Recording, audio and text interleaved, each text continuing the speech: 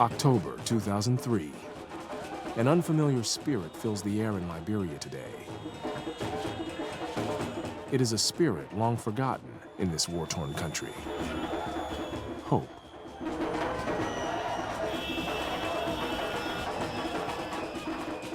I'm happy that we get total peace, that peace has restored on this land.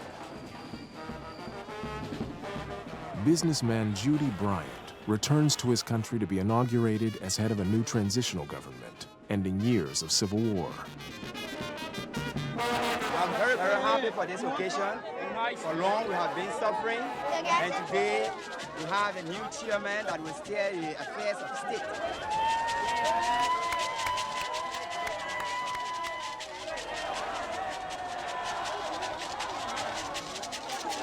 We are so happy that Julius Bryant has been inducted into office, because for 14 years we suffered under the Taylor administration. So we thank God that today we got a new president.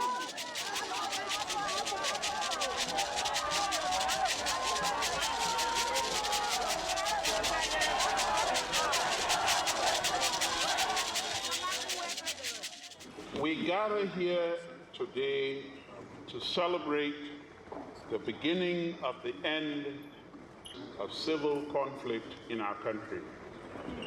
My people, the war is over. Never again.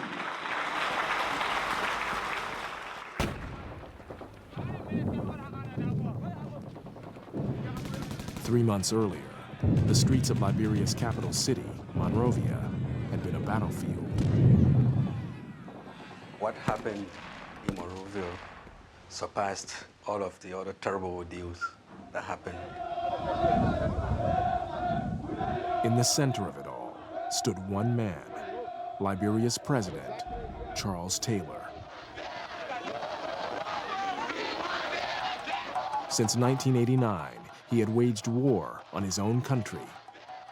Libyan trained and American educated, he had emerged declaring he would liberate his nation from a decade of dictatorship. This time, we seek to get our real independence. In his angry speeches, it was often hard to tell promise from threat. You Liberian people, I'm telling you today, those at home and abroad,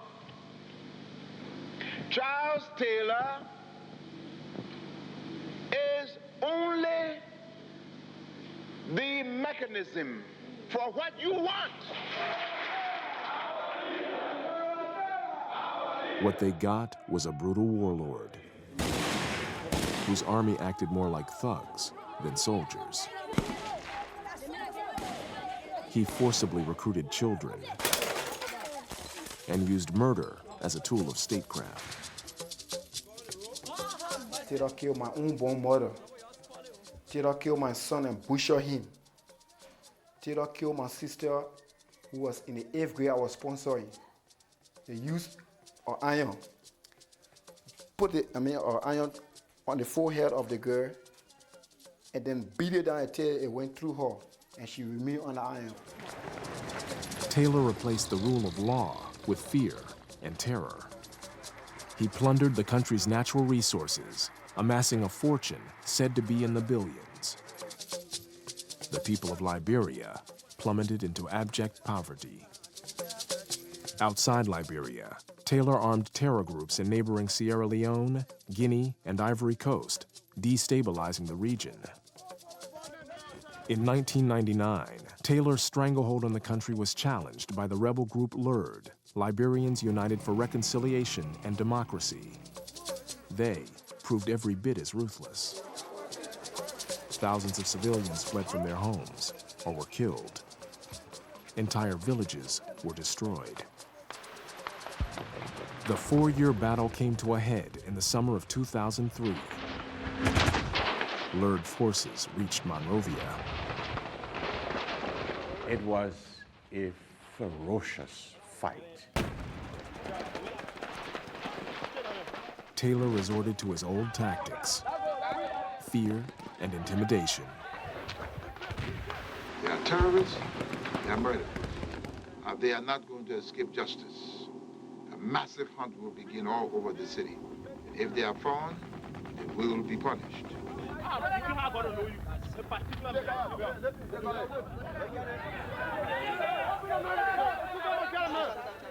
Unspeakable atrocities were unleashed on the city's population.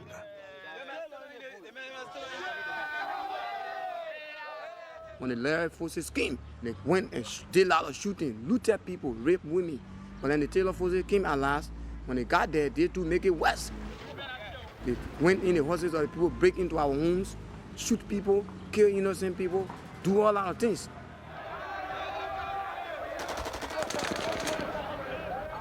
They jumped over the wall. We just stayed quiet, laid on the floor. Because I knew if they got in, we would have been raped, everything would have been gone. They rape all the women. Who people now? The government forces. Okay. They went out, they rape all the women. And they took everybody money away. And they put everybody on a gunpoint. They took everything. And you were there yourself? Yes, I was there. I was present when they were doing it out there. I said, never for the last. Okay. My name Mata Small. All right. From the southeast, another rebel faction, Model, Movement for Democracy in Liberia, advanced toward Monrovia. The war became an international story. Liberians were desperate. Most Liberians like me just said that no one in their right mind will allow this to happen. And not only with the Liberians, but also we thought that the international community will also not sit by and allow this to happen. Expectations fell on the United States because of its long-standing ties to Liberia. But with forces in Iraq and Afghanistan and the memory of Somalia still vivid, putting American troops in harm's way was not a realistic option. Instead, the U.S. joined a multilateral effort to broker a deal to stop the fighting. President Bush spoke out very clearly that a condition of active American participation in this process was the departure of Charles Taylor, and he very clearly called for that. In order for there to be peace and stability in Liberia, Charles Taylor needs to leave now. The important thing here is for international peacekeepers to come to Liberia as quickly as possible if I'm going to step down from office. It was a stalemate. Without the intervention of peacekeeping forces, Charles Taylor refused to leave. But to where I was at, there was a mortar keep falling there. Right in front of me, the mortar hit or something and killed 16 persons in my presence. And we took the body in front of the U.S. Embassy.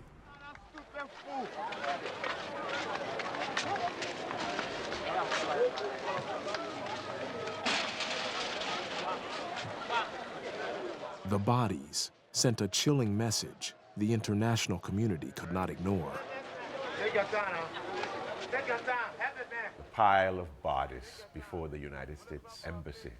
People around these bodies imploring the United States and the rest of the world to come to the rescue of the Liberian people before they would all be decimated.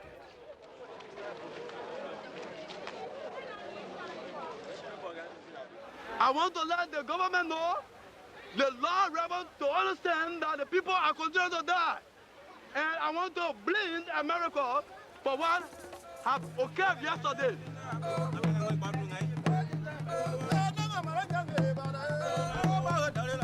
That was a very, very powerful moment here.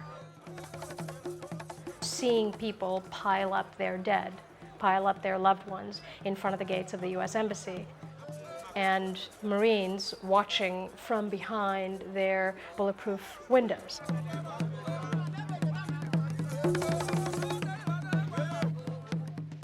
A group of West African states finally stepped forward. 700 Nigerian peacekeeping forces were deployed to Liberia. The U.S. sent 3 warships, positioning them off Monrovia's coast. And with that, the fighting stopped. Taylor now had no choice but to go.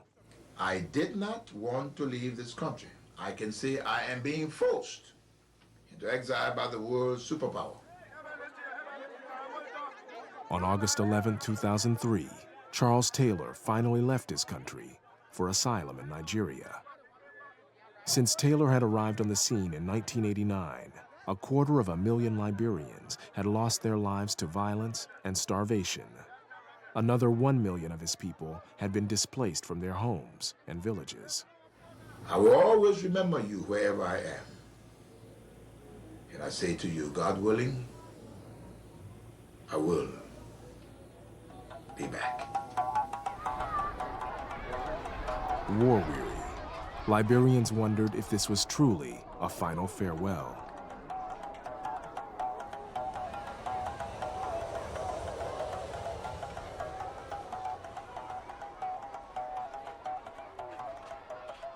A comprehensive peace agreement to end the 14-year protracted civil war in Liberia was signed yesterday after over 2 months of peace talks. The peace agreement created a coalition between the two rebel factions, LURD and Model, and members of Taylor's former administration. This new interim government would run the country for the next 2 years until free elections could be held in 2005. The CPA is a comprehensive peace accord which was signed in Accra, Ghana. It is the framework that this country is going to use to move from this period to elections. September 2003. UNMIL, the United Nations mission in Liberia, arrives on the ground. With a troop force that will eventually grow to 15,000, UNMIL will guarantee the ceasefire and coordinate humanitarian aid. At its head is Jacques Klein, a retired U.S. general with a long career in foreign service. We are the guests of the government with a very clear mandate, and that mandate is largely in the security sector. So it'll be a real UN peacekeeping mission.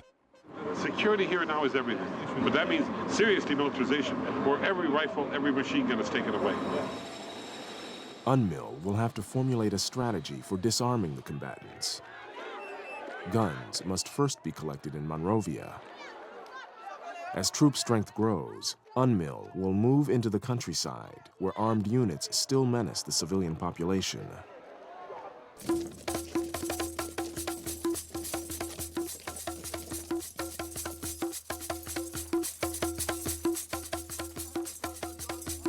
In the hinterland, you go outside Monrovia and the whole country is carved up among armed groups. Freedom, freedom, freedom.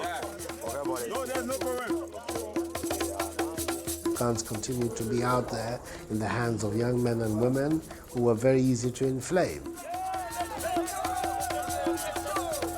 Of the 40 to 50,000 ex-combatants, 70% of them are under the age of 18. And some of them, especially the smaller boys, that you're talking about the 12-year-olds, the 13-year-olds, I mean, they're so stoned and out of it, they still think the war's on half the time. The last time I went up to Bunga, we had the little soldiers were still talking about if they catch Charles Taylor, even though he's out of the country, we'll eat his heart, we'll do this. I mean, they're talking that nonsense still.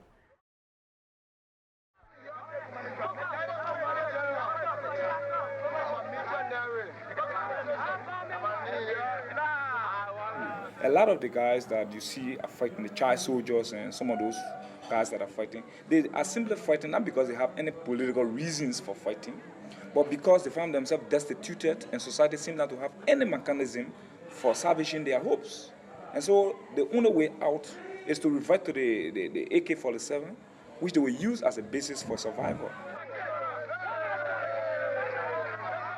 Liberian society will have to reabsorb an entire generation of children who can operate submachine guns but cannot write their names. Were you fighting? Yeah. Which of the groups were you fighting with? Army Division. Army Division? Yeah.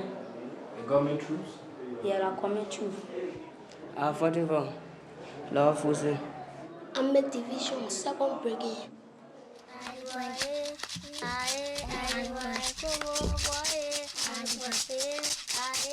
This time round, it is absolutely critical that the international community stays the course that we make as much noise as possible around the world to find the resources, and that we make the Liberian as a test case of our resolve to get after the guns in the West African region, because that's the key.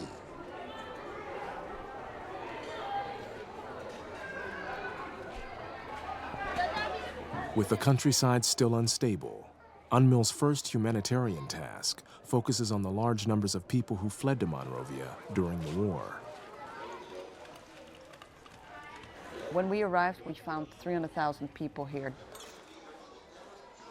Displaced, living in buildings, living in schools, in clinics, in the stadium, wherever. Well, very difficult when it comes to, the day-to-day life, okay? They have a problem with health, okay? Apart from food shortages. Today we can't eat. I bought my baby for hungry, my daughter died. I don't get food. The poor lose everything, and they are looking out to UN to help them, to get them back home.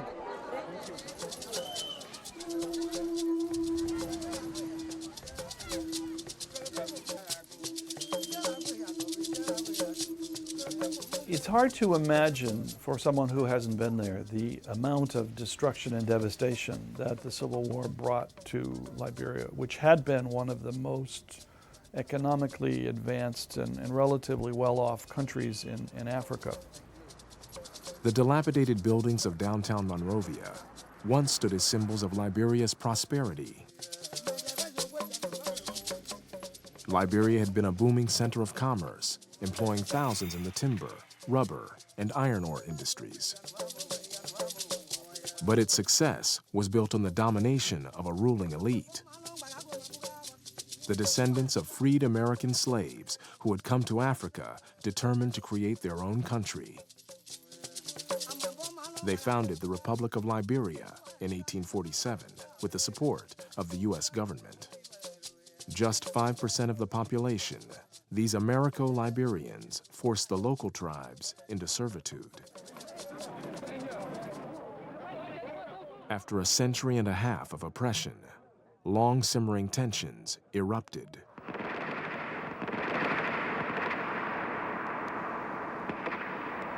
In April 1980, Samuel K. Doe, an indigenous master sergeant with an 8th grade education, led a military coup.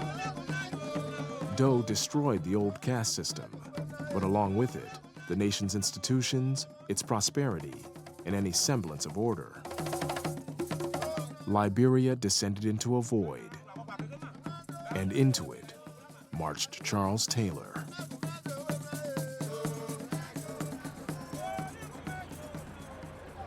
This country lost almost everything: human resources, devastation of the economy, everything, nothing. We are so low we can't go any further. We have hit rock bottom. We had 300,000 perhaps killed. We had over 1 million people displaced or refugees. How rock bottom can you get in that?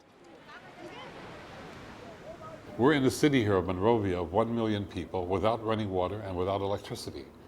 A city with no sewage system. It was built 30 years ago for a city of 250,000. It's totally broken down. 85% unemployment, highest child mortality rate in the world.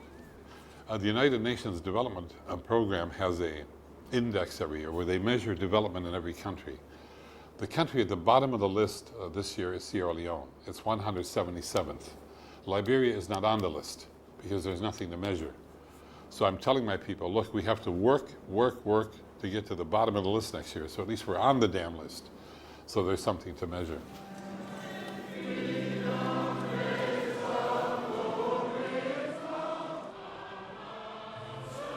Two months after Charles Taylor's departure, Judy Bryant is inaugurated chairman of Liberia's transitional 2-year government.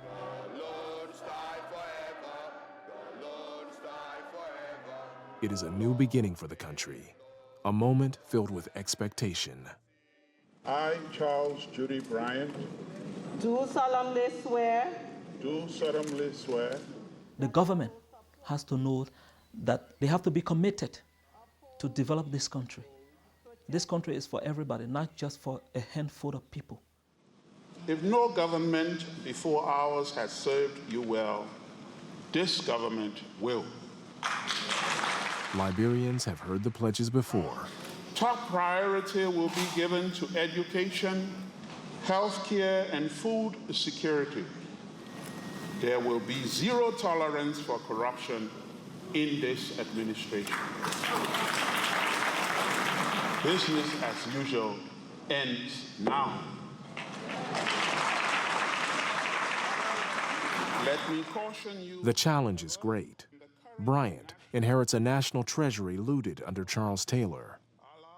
And now he'll have to lead a fragile coalition of former enemies. And bless Liberia.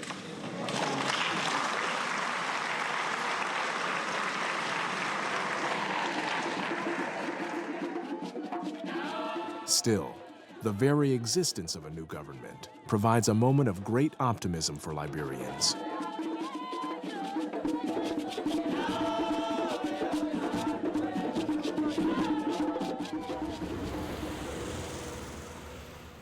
I thank all of you for your support. Liberia In February 2004, 4 months after his inauguration, Judy Bryant pleads Liberia's case to an international donor community. We are inspired and resolved and determined to rebuild Liberia. I thank you. Bryant is well aware that prospective donors expect him to break Liberia's long cycle of government corruption and mismanagement. It is first and foremost the responsibility of the people of Liberia to turn their backs on violence and sustain the peace process. On behalf of President Bush, I can assure you of America's strong commitment to work with you as together we help the people of Liberia seize what might well be their last best chance for peace, prosperity, and democracy. Thank you very much. In the end, $500 million is pledged for the Reconstruction effort, including $200 million by the United States. It will be given to the UN mission in Liberia, UNMIL, who will immediately become the country's largest financial resource. By April, UNMIL has a growing troop presence in Liberia's 15 counties and is ready to begin a program they call DDRR. All you need to disarm, move to the cantonment site. They will demobilize you. DD stands for disarm and demobilize. Guns will be collected and fighting units disbanded. The RR refers to rehabilitation and reintegration. Yes, I have come here to tell the world that I am ready to disarm. Actually, I'm a student, but because of the war, I left school and I want to live in a peace community. UNMIL has created a program of economic incentives. Each fighter is eligible to receive $150 in return for surrendering his weapon and undergoing 1 week of psychological counseling. Later, he will be entitled to a second $150 if he returns to his home village. Children receive $300 for returning to their families. So, what do you want to do in the future? Me? Yeah. I want to go to school. Want to go to school? Yeah. And do what? And become what? After school, what do you want to do? After school, I want to learn trade. Want to learn trade? Yeah. What trade? I want to learn carpentry. Carpentry? Yeah. These ex-combatants must find new lives. UNMIL has promised to help.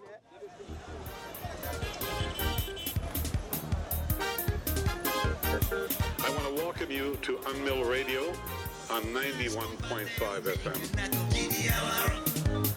With 85% illiteracy, the radio becomes a key tool in the DDRR campaign.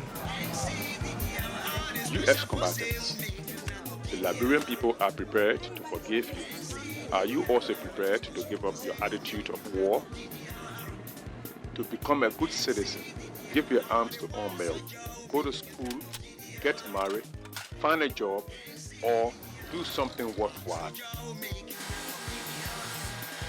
Monrovia is beginning to show signs of a fitful recovery. Still, there is only minimal electricity from diesel generators. The city and its environs still harbor the displaced. The Ducor, a former five-star hotel, has become a temporary shelter.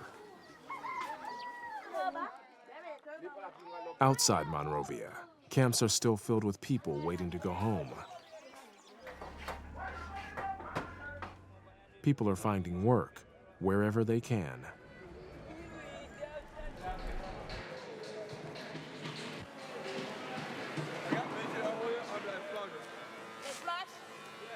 I am a painter and a masoner.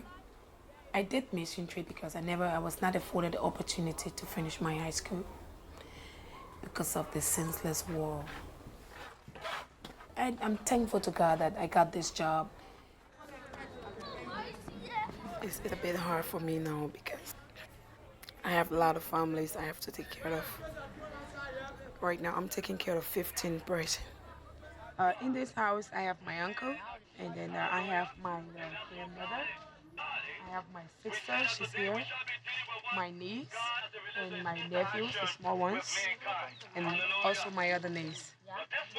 We are not from a rich family, but we were a little bit better off before the war came to Liberia, and the war have forced us to where we are now. And some people say, Tina, why don't you take a boyfriend? I said, no, I don't want it. I got a task ahead of me. I need to do what I'm doing in order to get me to where I want to be.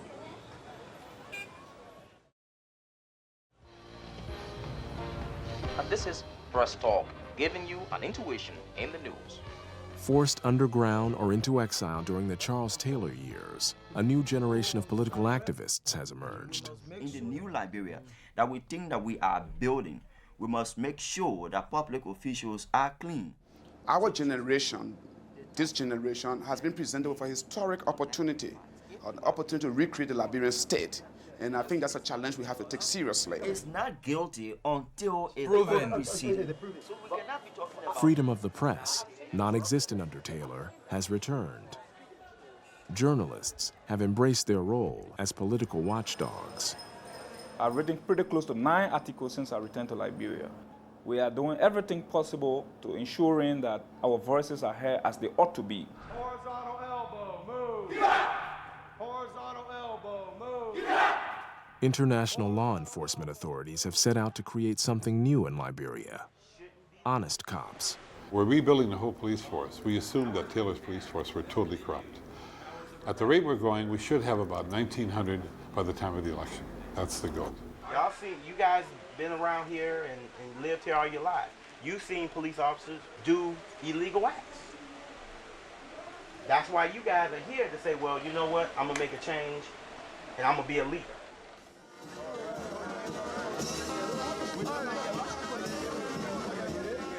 A year after the war's end, a safer Liberia celebrates its first year of peace in recent memory. I can't remember the last time I saw us gather here like this to celebrate our independence day. When you consider where we were exactly 1 year ago and where we are today, we are truly blessed. At least we can rest. We can rest, sleep and rest because of you people are here. You think? They unmade it. We can rest, my people, we can rest a little bit. Oh! One by one, as counties are officially declared safe, UNMIL begins to send the country's hundreds of thousands of IDPs, internally displaced persons, home.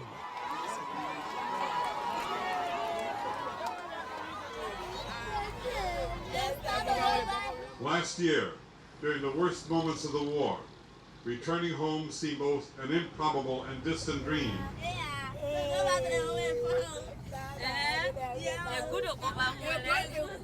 The UN provides transportation, a starter kit, and a small cash allowance.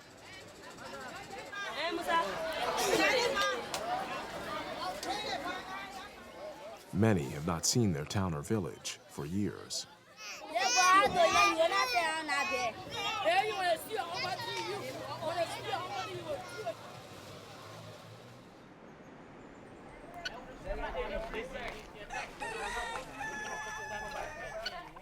We're just coming back. Right now we have almost 500 plus, but we should be more than that. But some are still up. I fled from the war the year 2002. I went to Guinea with my family. I just came about 1 month ago to put up a structure. Yeah, so that I left my wife, my 4 children. I came to prepare somewhere for us to be.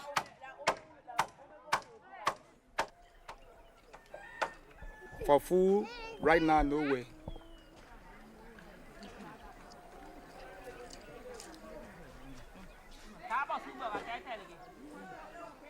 So the only way sometimes we get food, we get on the river. This is the river bend, Simple River. And sometimes we do some fishing, and after that, we take it to the market, and we try to live out of that.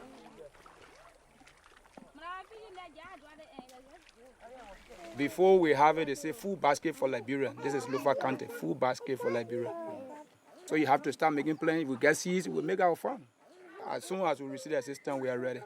We need qualities, we need hooks, we need a whole bunch because the whole time, everybody want to make fun. So we are appealing to the NGOs as a whole to assist us. NGOs, non-governmental organizations, like the Red Cross, Doctors Without Borders, and Oxfam, are on the ground providing support to the returnees. Though the aid helps, the needs are overwhelming. There's a distribution of non-food items. We have 3 mats, 3 blankets, 1 kitchen set, a used clothes, 1 kilo soap for 1 family. 1, 2, 3, 4, 5, 6, 7, 8, 9. Yeah, I decided to plan to make garden for myself. I need all that. No tools. Yeah, but nothing. That is in next year program. We are trying to do this next year.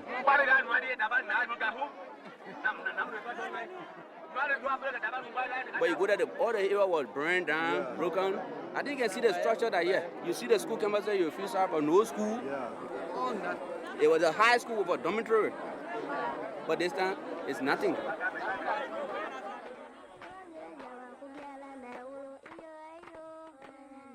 For 14 years, most of these kids could not go to school. They had to run in the bush, run away from fighters, look for means of survival.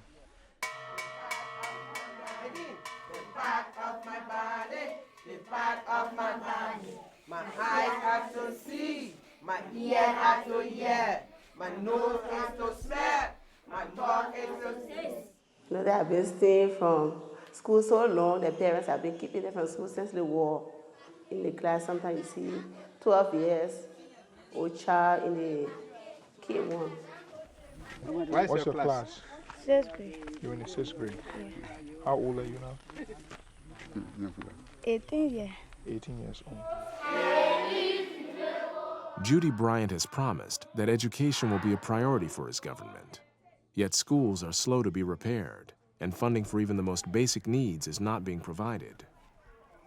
Okay. I'll give you something else, huh? To help you, huh? From the 330 clinics and health centers around the country, less than 1/3 of them have been rehabilitated.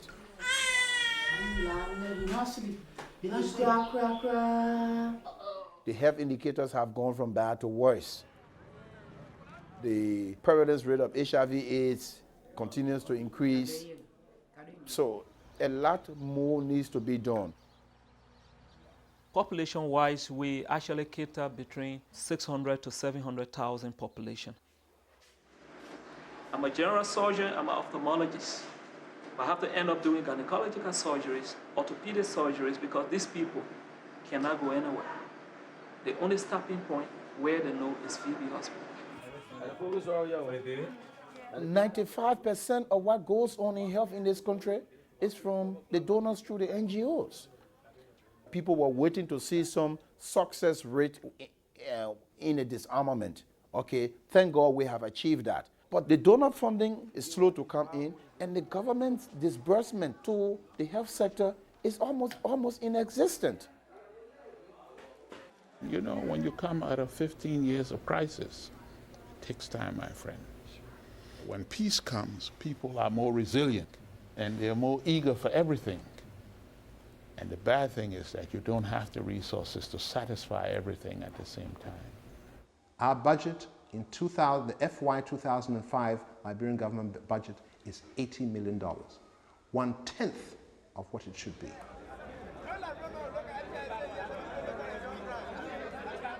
We are from various ministry. I particularly am from public work. I'm from the General Auditing Office. The government gave us these checks to cash it. A lot of people standing here to cash it one check in the small building. Do you think it's possible? It's not possible. But they allow us to come and suffer here the whole day. No money, we're waiting for the money. Today, maybe 3 days come here. For me, to enter that place there, it's very hard to enter there. Only one bag. Only one bag. We need to decentralize these things. Good governance is completely lacking. That's our problem. If civil servants in any country are going to have unrest, any country in the world, if people don't get paid. Now today, as you can see, here is tension pack. Here is tension pack. I'm afraid that anything could erupt here anytime. Any teacher, any civil servant, this is the biggest thing. They're not getting their salaries. Government's busy buying four-wheel drive Cherokees. And the Cherokee Jeep is about $45,000 for one. And you have about 32 cabinet ministers. And each of every one of them carry one. You just imagine, one of those Jeep could have paid the teachers alone in this country. There are not many.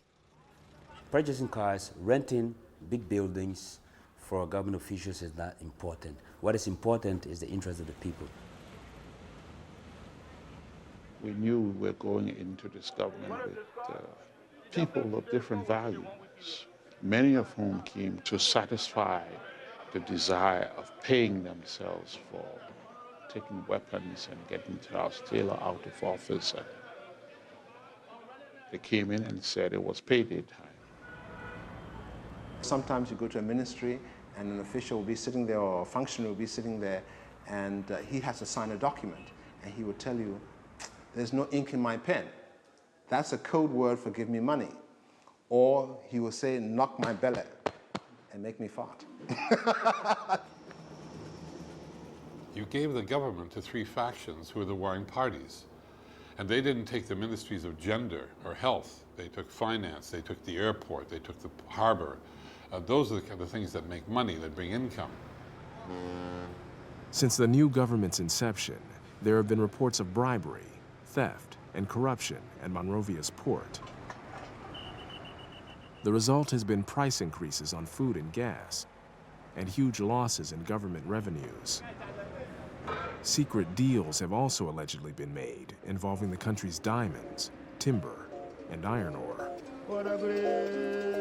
There hasn't been a sincere effort on the part of the administration to prosecute people for corruption.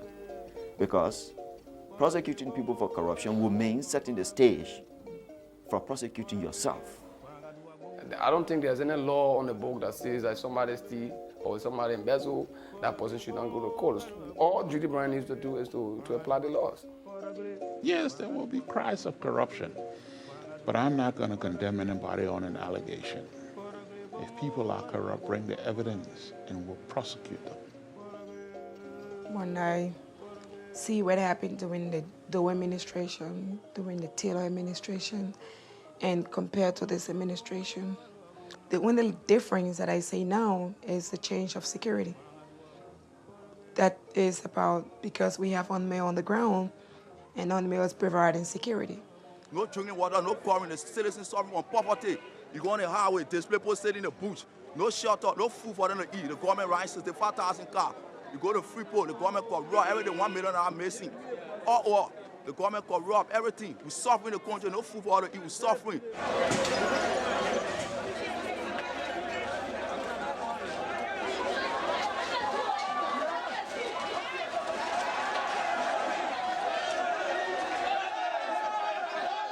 My dear friends, last night there were disturbances in the red light area of Painesville in Monrovia.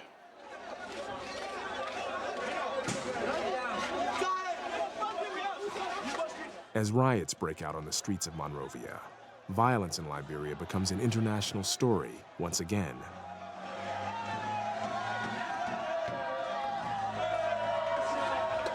Already, some of the donors are beginning to question if Liberians are really ready to put the violence behind them and work for peace, reconciliation, and reconstruction.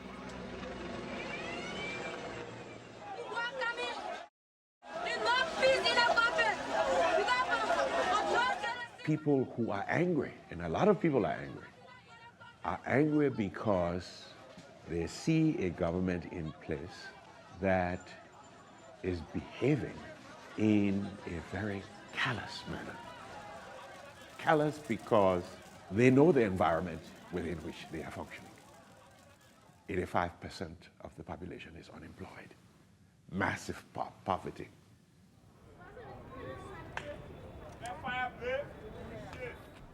$70% of Liberians are living on less than $1 US per day.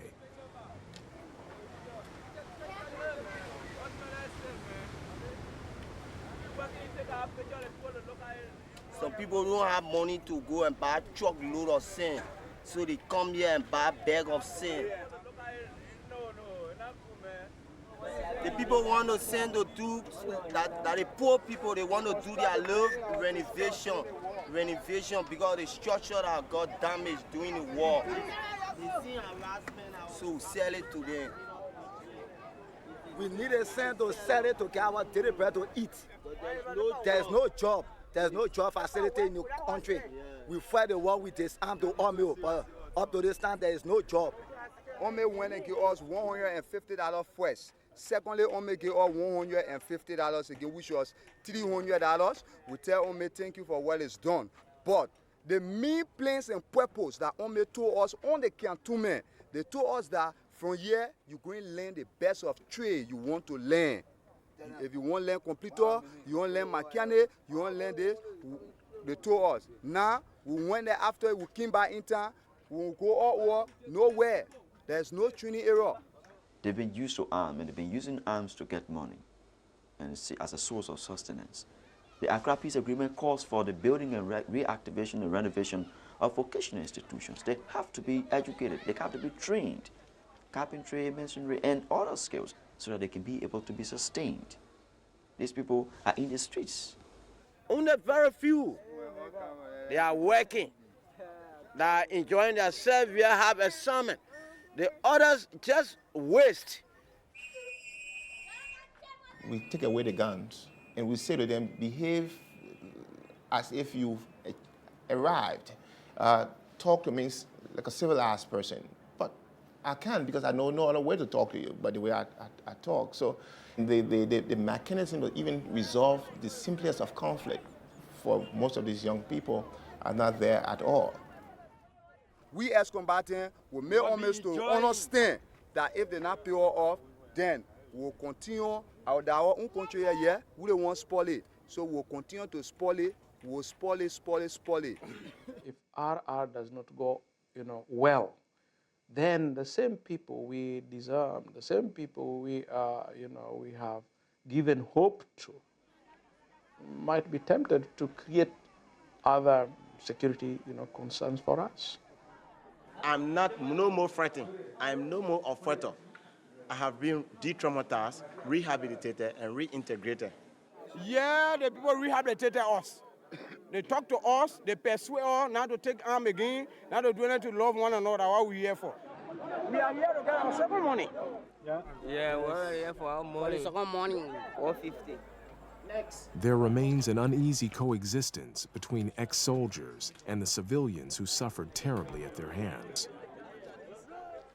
large numbers of the people you're dealing with, highly traumatized, guys who committed crimes, serious crimes. And we have decided that in order to keep the peace, even those who committed heinous war crimes must be allowed to live among us. We have grown up with anger, with hatred, especially for the youth. People say, yeah, we're coming back to Liberia, get out Liberians. But it's not easy like that. Because when you hate, it takes time to love. In the last months of the transitional government, a dispirited populace begins to re-energize. For the first time in their history, a free and fair election for all Liberians is scheduled to take place. Throughout the country, citizens register to vote in large numbers, many even returning from exile to do so. What we want to happen is the election. After the general election, we will see who will get in the driving seat. I want somebody to come up and bring good image to develop this country. For the lot of politicians, yes, they are coming in. Everybody wants to be president. That's too bad. There are many political parties in Liberia, and no less than 22 candidates are competing for the presidency. Only a few have the political organization and funds to wage a successful campaign. What Liberia needs today is a new beginning. We believe that for these elections, it is peace first and peace last. The crowded field of political veterans and novices engage in heated public debates, vying to separate themselves from the pack. Liberians will have to look for a leader who is representative of unity. Who is capable of managing this country so we have a healthy economic recovery, who understands the issue, who has the experience, the background, and who has the character. Two candidates emerge as the leading contenders. One is Ellen Johnson Sirleaf, a Harvard-educated economist and a battle-scarred veteran of Liberian politics for over 30 years. We have a code of conduct. Anybody who works for the government will have to abide by that code of conduct. And there's a penalty if you violate the public trust through dishonesty or through inefficiency or through human rights abuses. If you do all of those things, you will bear the penalty in accordance with law. But the unlikely frontrunner flaunts a very different popular appeal. I want to urge my brothers and sisters for us to nominate George Weah as president. All the way! Yeah, because we have tried the politicians since 1847 of the present, and they have failed the Liberian people. George Weah is scary because George Weah is rich, and actually not for poor men. When poor men, their fighting will continue. George Apang Weah, internationally famous soccer star, Liberia's favorite son. When the name upon George Weah is mentioned, it's like it cuts across ethnic lines, it cuts across religious lines and other social lines. It magnetizes people. Analysts debate whether Weah's star power and youth-based support are sufficient to win the 50% of the vote needed for victory on a first ballot. With security out in full force, at last, it is decision day. 3/4 of all registered voters brave heat, rain, and long delays for the chance to choose a new president and Congress. Domestic and international observers monitor over 3,000 polling places throughout the country. People are being patient, they see the long lines, and it's a very slow process. Because illiteracy is so widespread, a special ballot is designed containing the name, party symbol, and photograph of each candidate. One inked fingerprint equals one vote. The painstaking process of counting goes on for 2 weeks. See George Weah. Would be early. As returns trickle in, it is clear that George Weah is falling well short of the 50% required for a first ballot victory. So those two people who received the highest number of votes. The election commissioner announces a runoff between the top 2 vote getters, George Weah and Ellen Johnson Sirleaf. The press dub it the battle between King George and the Iron Lady. So I'm not disappointed, I'm excited, I'm enthusiastic, I'm energized.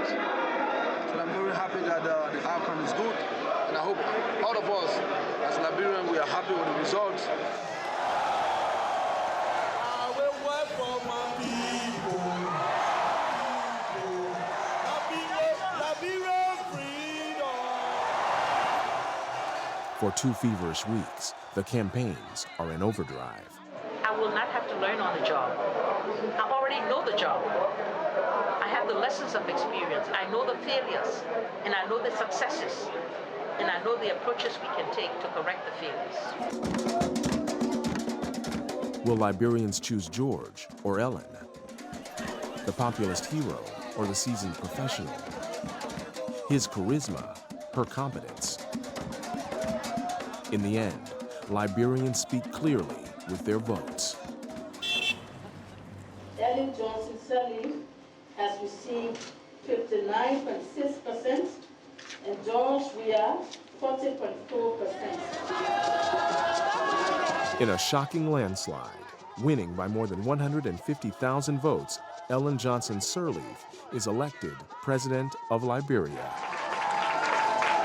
With a deep sense of humility and gratitude, I accept the challenge and the mandate to lead our country. With her momentous victory, Ellen Johnson Sirleaf becomes the first woman elected head of state in modern African history.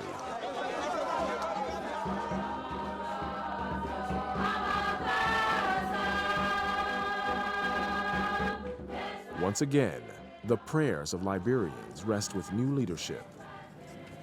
Bringing real change and development will require great political will and continued foreign assistance. For now, the international community remains committed, but has demanded a more active role in the new government. Their goal, to end corruption in order to harness the country's great potential. This is a very fertile country with enormous natural resources. There is no excuse for us being poor. We are poor because of a history of bad governance. Liberia is one of the richest countries in the world. I can boast of, because I got gold, I got diamond, I got rubber, I got timber, I got iron ore. We have 350 miles of coastal waters. We have 600 different species of edible fish in our coastal waters. We have one of the deepest seaports in the whole of Africa, the free port of Monrovia. As the people of Liberia wait for economic development of the country's vast resources, they are determined to move forward. Rebuilding will take years. It isn't just a case of schools and jobs and roads. We have to address our broken institutions. We have to address our broken mindset. I think all of us have to just get up and see how we can move this country forward. Whether you are a medical doctor, whether you are a nurse, or whether you're in other professions, all of us have to stand up to see how this country moves forward.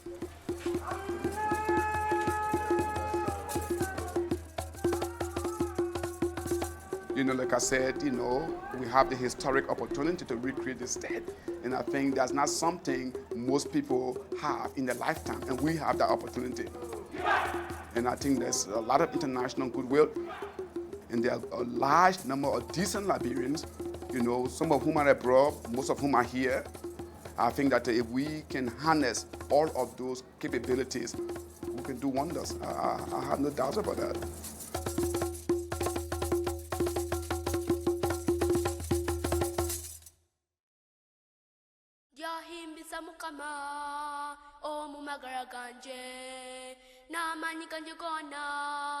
Nomtima gwanje gwona haye mama haye mama haye mama